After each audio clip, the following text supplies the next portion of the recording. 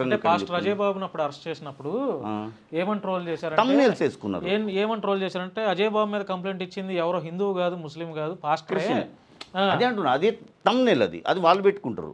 ఇప్పుడు మీరు కూడా వేసిన తర్వాత ఏదో ఒకటి తమ్నేల్స్ ఉంటుంది. నేను అలా పెట్టను, ఫ్యాక్ట్ ఏదైతే ఉందో అదే పెడతాం. అది వాళ్ళు పెట్టుకున్నారు. మరి మీరు ఎందుకు ఖండించలేదు? నేను పాస్టర్ని కదా చెప్పాను, ఇప్పుడు మీకు కూడా చెప్పాను కదా, ఇప్పుడు మీకు కూడా చెప్పాను. చెప్పినా కూడా వినలేదా?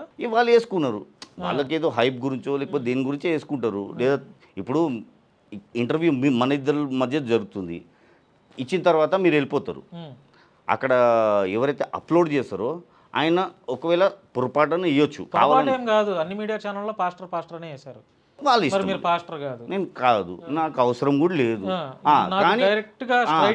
కానీ పాస్టర్ ఇలాంటి వాళ్ళకి పాస్టర్ అనుకోండి, ఇలాంటి వాళ్ళకి, ఇలాంటి ఇలాంటి వాళ్ళకి పాస్టర్, ఇలాంటి వాళ్ళకే, అందరికీ కాదు. అందరికి కాదు, అవసరం కూడా లేదు. ఎంతమంది ఉంటారండి మీ చర్చ్ మెంబర్స్? సార్ మాది రోమన్ క్యాథలిక్ అంటే మేము భారతదేశం ఏదో సంస్కృతి ఉందో అదంతా పాటిస్తారు. ఓకే. ఎక్కడ మీ చర్చ్? ఎక్కడ? సికింద్రాబాద్లోనే. మీరు వెళ్ళేది కూడా ఇప్పుడు అక్కడికే? అక్కడని కాదు, మా కొన్ని చర్చిలు ఉంటుంది, కొన్ని సంఘాలు కాదు, మా చర్చెస్లోనే కొన్ని బ్రాంచెస్ ఉంటాయి. ఇప్పుడు చర్చ్ అంటే మంచి మాట చెప్పారు. మీరు ఏ స్కూల్ చదివారు? నేను స్కూల్ అండి సెయింట్ జేవియర్ అని, అది మా చర్చ్ అనమాట. ఆ సెయింట్ అనేది మాది. ఆ సెయింట్ అనేది ఇప్పుడు సిస్టర్స్ అన్నారు, నన్స్ అన్నాం కదా, ఇవంతా నడిపించేది మా సంఘం వాళ్ళే. ఈ సెయింట్స్ ఏదైతే చర్చిలు ఉందో ఇక్కడ కాదు, ఈవెన్ ఊటీ కానివ్వండి, పెద్ద పెద్ద నార్త్ ఇండియాలో కూడా చర్చెస్ ఉంది మాది, స్కూల్స్ కాలేజెస్ ఉంది. అక్కడ చదువుకున్న వాళ్ళందరూ ఈరోజు జగన్ కానివ్వండి, హై లెవెల్స్లో మినిస్టర్ కానివ్వండి, పెద్ద పెద్ద నాయకులు లేదా ఇంజనీర్స్, డాక్టర్స్ చాలా మటుకు ఒక 70 to 80% సెయింట్ స్కూల్లో చదువుకున్న వాళ్ళు. అంటే క్యాథలిక్ స్కూల్లో, ఆ క్యాథలిక్ స్కూల్లో చదువుకున్న వాళ్ళు 90% మాకన్నా ఎక్కువ హిందువులే ఉంటారు. అడిగి చూడండి, మత మార్పిడి మా స్కూల్లో జరిగిందా అని చెప్పి. అవసరమే లేదు మాకు. మా క్యాథలిక్స్కి ఎవరిని మేము మతం మార్పిడి చేసుకోవాలన్న రూల్ పెట్టలేదు, అవసరం కూడా లేదు. అలా ఉంటాం అన్నమాట. అంటే మేము మతం మార్పిడికి వ్యతిరేకమను కాదు, ఇంకా మాకు అవసరమే లేదు. అసలు మతం గురించి మాట్లాడము. ప్రతి ఒళ్ళని స్వీకరిస్తాము, ప్రతి మతాన్ని మేము గౌరవిస్తాం అన్నమాట. మీరు అనుకున్నటువంటి ఫేమ్ వచ్చేసిందా? ఎవరికి? మీరు అనుకున్నటువంటి ఫేమ్. ఏం ఫేమ్? అంటే పబ్లిక్లో నన్ను గుర్తించాలి, నాకు ఒక ఐడెంటిటీ రావాలి. అవసరం లేదు. మరి దేనికోసం చేస్తున్నారు ఇదంతా? సరే, ఇప్పుడు దేవుళ్ళని తిడుతున్నారు, వీళ్ళు ఏం చేస్తున్నారు? దేవుళ్ళని తిట్టే పనిగా పెట్టుకున్నారు. వీళ్ళని ఒక అరికట్టడం అంతే. అవసరం లేదు. ఫేమస్ అని నేనేం చేయాలి? ఫేమ్ కోసం అయితే కాదు, అవసరం లేదు. మిగతా వాళ్ళ మీద ఎప్పుడు పెడుతున్నారు? కరుణాకర్, సుగ్నా, లలిత్ కుమార్, అదే అంటున్నా. ఇప్పుడు లాస్ట్ టైం పెట్టే ఆలోచన ఉందా? పేర్లు చెప్ప, పేర్లు అడగకండి. అంటే కరుణాకర్, సుగ్నా ఇప్పుడు ఫ్రెండ్ అయ్యి ఉండొచ్చు సార్, మీరు కూడా నా ఫ్రెండ్ అండి. ఓకే, అంతే. ఇప్పుడు రాధామోహన్ దాస్ గారిని కలిశాను కదా అని చెప్పి ఆయన ఫ్రెండ్ కాదు నాకు. ఆయన ఎందుకు కలిశాను? గురుగారు ఇలా చేస్తే తప్పు చేయకండి, మాకు కూడా మనోభావాలు ఉంటుంది, దెబ్బతింటుంది మాకు కూడా. సర్లే బాబు తదాస్తు అన్నాడు. సరే, నేనేమనుకున్నాను, ఏదో దేశాన్ని ఉద్ధరించే మనిషి, ఎందుకంటే ఈయన ఈయన శక్తులు ఉందనుకున్నా. కానీ ఈయన మనసు అంతా ఈర్ష్యతో నిండిపోయిన మనిషి, ఒక మతాన్ని టార్గెట్ చేసే మనిషి.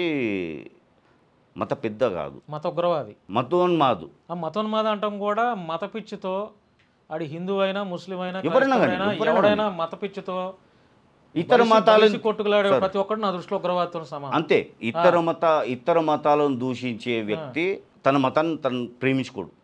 తన మతాన్ని ప్రేమించాలంటే ఇతర మతాలని కూడా ప్రేమించుకున్నా పర్వాలేదండి. కాదు జోసఫ్ గారు, నేను ఒక ప్రశ్న అడుగుతాను మిమ్మల్ని, నాకు సూటిగా చెప్పండి.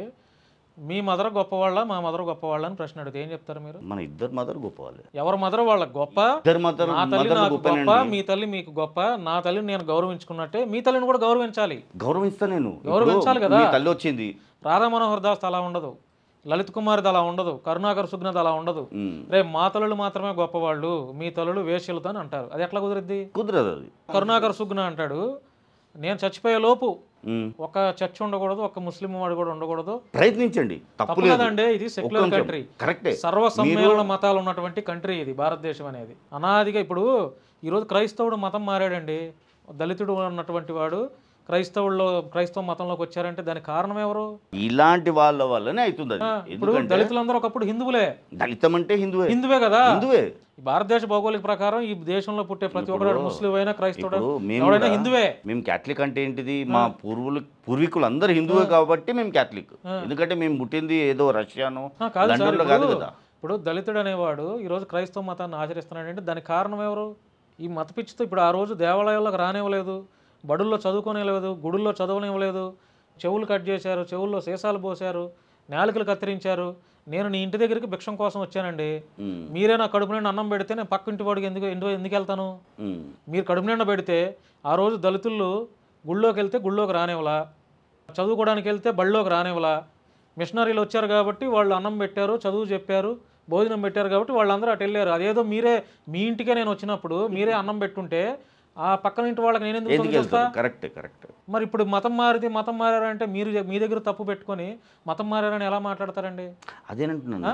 వీళ్ళు ఏం చేస్తున్నారంటే పక్కదోవ పట్టిస్తున్నారు వీళ్ళు. ఇప్పుడు వీళ్ళు చేసేది ఏంది, వాళ్ళకన్నా ద్రోహం వీళ్ళు చేస్తున్నారు, వాళ్ళకన్నా అన్యాయాలు వీళ్ళు చేస్తున్నారు. ఇప్పుడు నేను చిన్న ఉదాహరణ చెప్పానండి. ముత్యాలమ్మ టెంపుల్ ఇష్యూ జరిగింది, అక్కడ నేను వెళ్ళాను. అక్కడ వెళ్ళి ఏం చేశాను, ఒక వాయిస్ ఇచ్చాను. హిందువులందరూ వచ్చారు, కానీ నన్ను చూసి నాయకులు పారిపోయారు తెలుసా మీకు? ఎందుకని? ఈడ్చా వాళ్ళకు ఈగో. ఎందుకంటే వీడు ఎక్కడ ఫేమస్ అవుతారు, నాకు అవసరం లేదురా ఫేమస్, నాకు అవసరమే లేదు. అక్కడ ఉన్న కార్పొరేటర్ ఆమెకు పని పెరిగిపోయింది నేను చేసిన చిన్న వాయిస్ వల్ల. అక్కడ ఏం చేశాను, అక్కడ టెంపుల్ ఘటన జరిగిన తర్వాత నేను ఒక గాజుల ప్రదర్శన చేశాను. దాని తర్వాత మరుసటి రోజు ఆ రాత్రి వైరల్ ఏమైంది, మరుసటి రోజు జోగినీళ్ళు వచ్చారు. ఎందుకంటే గాజులు అనేది వాళ్ళకి సెట్ అయింది. వాళ్ళు వచ్చి ఆ ఇష్యూని ఎంత స్థాయికి తీసుకొని వెళ్ళారంటే ఆ వారంలో బంద్ జరిగింది. అది వాళ్ళకు ఒక వరంగా మారింది. ఎలా వరం అంటే ఆ జోగినీల వల్ల దాదాపు 40 కొందరికి ట్రాఫిక్లో ఉద్యోగాలు దొరికింది. వాళ్ళు చేసిన నిరసన వల్ల, అక్కడ వచ్చి చేసిన నిరసన వల్ల వాళ్ళకు ఉద్యోగాలు దొరికింది. మొన్న వాళ్ళకి ఇళ్ళు కూడా ఇచ్చారు సీఎం గారు. ఎందుకంటే జోగిన్ల పవర్లు అలా ఉంది, అక్కడ ఉన్న దేవుడు పవర్లు అలా ఉంది. కానీ నన్ను చూసి ఆ కార్పొరేటర్ పారిపోయిందండి. ఎందుకు?